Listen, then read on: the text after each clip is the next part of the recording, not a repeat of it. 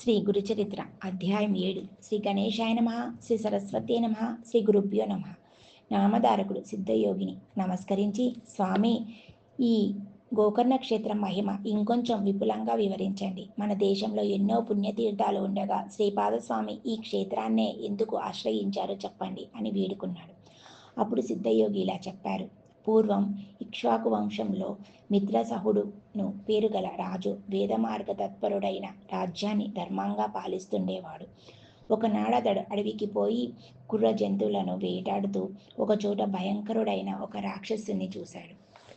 రాజు అతని మీదుగా బాణాలు వేయడంతో ఆ రాక్షసుడు నేల కూలి ప్రాణాలు విడుస్తూ తన సోదరుణ్ణి పిలిచి రాజుపై ప్రతీకారం తీర్చుకోమని ఆదేశించాడు.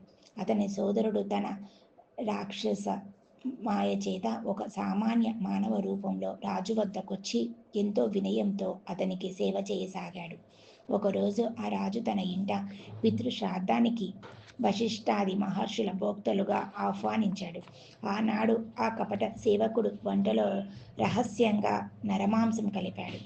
భోజన సమయంలో వశిష్ఠ మహర్షి అది తెలుసుకొని రాజుపై కోపించి, రాజా, నీవు మాకు నిషిద్ధమైన పరమ నరమాంసం వడ్డించావు కనుక నీవు బ్రహ్మరాక్షసుడవుతావు అని శపించాడు.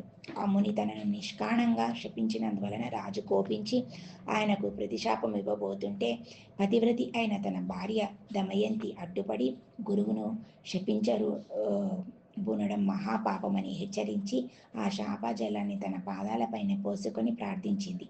రాజు తన కోపాన్ని నిగ్రహించుకొని శాపకల్మషమైన అపవిత్రమైన తన చేతిలో జలాన్ని తన పాదాలపై పోసుకొని వశిష్ఠ శాపం వలన బ్రహ్మరాక్షసుడై పై కారణంగా కల్మషపాదుడని పేరు గ్రహించాడు. అప్పుడు శాప విముక్తికై మహారాణి ప్రార్థించగా వశిష్ఠ మహర్షి జాలి చెంది, అమ్మా, నీ భర్తకు 12 సంవత్సరాల తర్వాత బ్రహ్మరాక్షసత్వం పోతుంది అని ఆశీర్వదించి తమ ఆశ్రమానికి వెళ్ళిపోయారు. అప్పటి నుండి కల్మషపాదుడు ఘోరమైన ఆ అరణ్యంలో నివసిస్తూ అప్పటి క్రూర జంతువులను మనుషులను పట్టుకొని తింటుండేవాడు.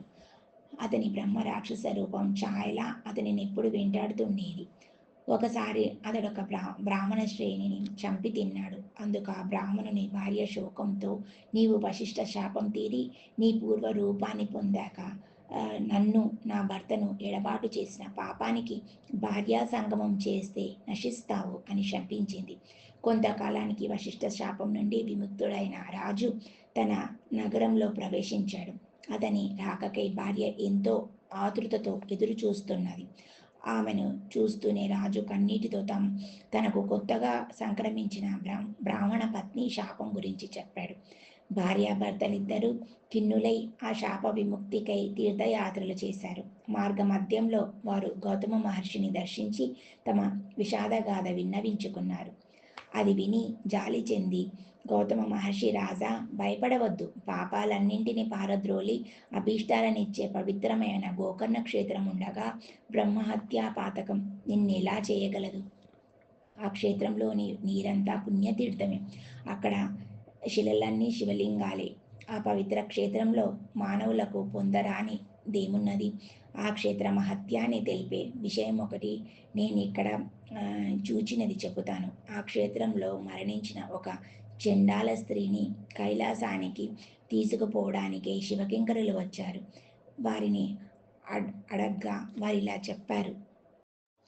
పూర్వము ఈమె సాదామిని అను అందమైన ఒక బ్రాహ్మణ కన్య. ఆమెకు యుక్త వయసు దాటిన తర్వాత ఆలస్యంగా ఒక పేద బ్రాహ్మణునితో ఇష్టం లేని వివాహం బలవంతంగా చేశారు. కొద్ది కాలానికి ఆమెకు పిల్లలు కలగక ముందే ఆ బ్రాహ్మణుడు మరణించాడు. ఆమె కామవశం చేత ఒక కోమటి వాణి నుంచుకున్నది. జరత్వం మొన్నటికి తాగదు కదా. త్వరలో ఆ రహస్యం బంధువులందరికీ తెలిసి వారు ఆమెను వెలివేసి ప్రాయశ్చిత్తం చేసుకున్నారు. అప్పటి నుండి ఆమె నిర్భయంగా ఆ వైశ్యునితో జీవించనారంభించింది. అతని దుస్సంగత్యం మద్యపానానికి కూడా అలవాటు పడింది.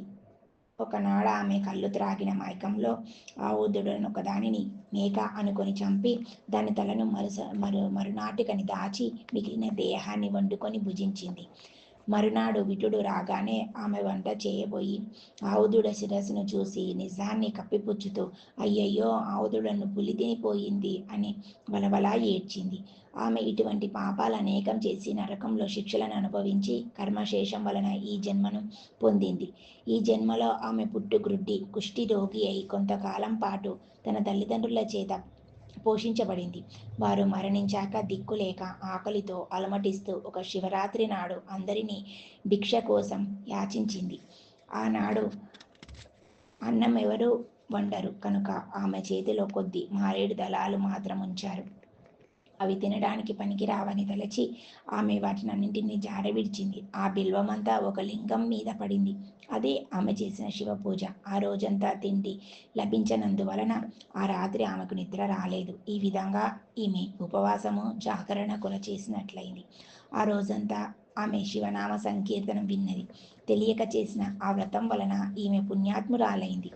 ఇప్పుడు ఈమెకు కైలాసానికి తీసుకురమ్మని మమ్ములను శంకరుడు పంపాడు అని చెప్పారు. అప్పుడు ఆ శివదూతలు ఆమె మృతదేహంపై అమృతం చల్లి దేవ విమానం మీద ఆమెను కైలాసానికి తీసుకువెళ్లారు. అబుద్ధిపూర్వకంగా చేసిన ఆమె వ్రతానికే ఇంతటి ఫలితం ఉంటే ఈమె బుద్ధిపూర్వకంగా చేసిన దాని ఫలితం చెప్పతరమా? కనుక ఓ రాజా, నీవు గోకర్ణ క్షేత్రానికి వెళ్ళి మహాబలేశ్వరుని సేవించి బ్రహ్మని శాపం నుండి విముక్తుడు అవుతావు అని గౌతమ మహర్షి ఆ క్షేత్ర మహత్యాన్ని ఇంకా ఇలా వివరించారు. గోకర్ణం అంతటి పవిత్ర క్షేత్రం ఇంకొకటి లేదు. మిగిలిన క్షేత్రాలన్నీ చంద్రుడు నక్షత్రాల వంటి వనుకుంటే గోకర్ణం పాపమునే కారు చీకట్లను నశింపచేసే సూర్యుని వంటిది. ఆ క్షేత్ర దర్శనము స్మరణముల వలన కూడా సర్వ పాపాలు నశిస్తాయి. ఇక్కడ ఇంద్రాది దేవతలందరూ తపస్సు చేసి శివానుగ్రహము వలన తమ అభిష్టాలు పొందారు. అక్కడ మహాబలేశ్వరునికి బ్రహ్మ విష్ణు ఇంద్రుడు విశ్వదేవతలు మరుద్గణాలు సూర్యచంద్రులు అష్ట వసువులు తూర్పు ద్వారంలోను యమధర్మరాజు చిత్రగుప్తుడు అగ్నిదేవుడు ఏకాదశ రుద్రులు పితృదేవతలు దక్షిణ ద్వారంలోను వరుణుడు మొదలగున దేవతలు పడమటి ద్వారంలోను కుబేరుడు భద్రకాళి వాయుదేవుడు సప్తమాతృకల ఉత్తర ద్వారంలోను విశ్వావసుపు చిత్రరథుడు మొదలగున గంధర్వులు నిత్యము నిలిచి ఆయనను ఉపాసిస్తుంటారు. కశ్యపుడు అత్రి వశిష్ఠుడు కన్వుడు మొదలగున మునీశ్వరులు కృతయుగంలో విశ్వామిత్రుడు జాబాలి భరద్వాజుడు మొదలగున బ్రహ్మర్షులు సనక సనందాది బ్రహ్మ మానసపుత్రులు నారదాది దేవర్షులు సిద్ధులు సాధ్యులు మునీశ్వరులు యతులు నిత్యము గోకర్ణ క్షేత్రాన్ని ఉపాసిస్తున్నారు. రావణుడు మొదలగున రాక్షసులు కూడా ఆ క్షేత్రంలో తపస్సు చేసి శివుని నుండి వరాలు పొందారు. కనుకనే ఆ క్షేత్రంలో చేసిన తపస్సు ఆధ్యాత్మిక సాధనలు 1,00,000 రెట్లు మంచి ఫలితమిస్తాయి. అప్పుడు ఆ రాజు భార్య సమేతంగా గోకర్ణం వెళ్ళి మహాబలేశ్వరుని సేవించి శాప విముక్తుడయ్యాడు. కనుక ఓ నామధారక, ఎందరో సజ్జనుల కాశ్రయమైన గోకర్ణ క్షేత్రం వారి తపస్సు చేత ఇదివరకే పరమ పవిత్రమైంది. అందుకే గణపతి అక్కడ శివుని లింగాన్ని స్థాపించడం కూడా జరిగింది. అందుకే సాధు జీవనుడైన శ్రీపాదస్వామి కూడా ఆ క్షేత్రాన్ని దర్శించి అక్కడ 3 సంవత్సరాలుండి ఆ క్షేత్ర మహత్యాన్ని పునరుద్ధరించారు. తర్వాత ఆయన కృష్ణా తీరంలోని కురుపురానికి వెళ్ళి అక్కడ తమ స్థూల రూపాన్ని మరుగుపరిచారు. శ్రీ దత్తాయ గురువే నమః. శ్రీ శ్రీపాద శ్రీ వల్లభాయ నమః. శ్రీ నృసింహ సరస్వత్యై నమః. ఓం శ్రీ గురుదేవ దత్త.